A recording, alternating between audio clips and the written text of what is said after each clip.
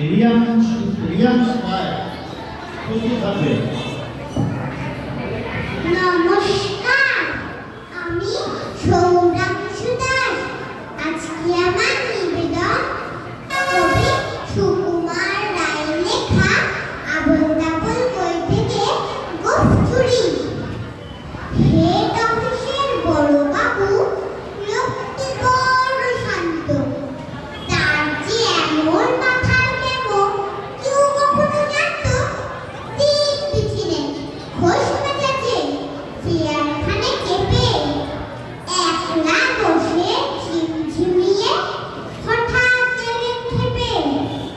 আটকে উঠে হাত পা ছুঁড়ে চোখটি করে গোল, হঠাৎ বলেন, গেলুম গেলুম আমায় ধরে তোল। তাই শুনে কেউ বুদ্ধি ডাকে, কেউ বা হাঁকে পুলিশ, কেউ বা বলে কামড়ে দেবে সাবধানে পুলিশ। ব্যস্ত সবাই এদিক ওদিক করছে ঘোরাঘুরি। বাবু হাঁকেন, ওরে আমার গোঁফ গিয়েছে চুরি। গোঁফ হারানো আজব কথা, তাও কি হয় সত্যি? গোঁফ চূড়ান্ত তেমনি আছে, কমেনি এক রত্তি।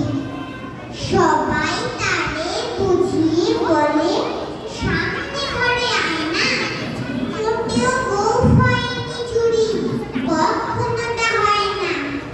রেগে আগুন, তেলে বেগুন, তেলে বলেন তিনি, কারো কথা ধার ধারি নেই, সব বেটাকে চিনি।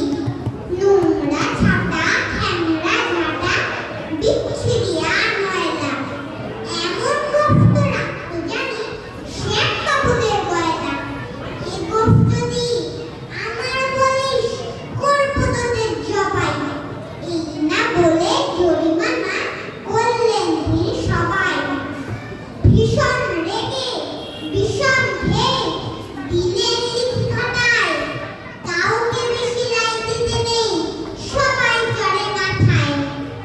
আপিসের এই বাদরগুলো মাথায় খালি গোবর, গোঁফ জোড়াতে কোথায় গেল কেউ রাখে না খবর।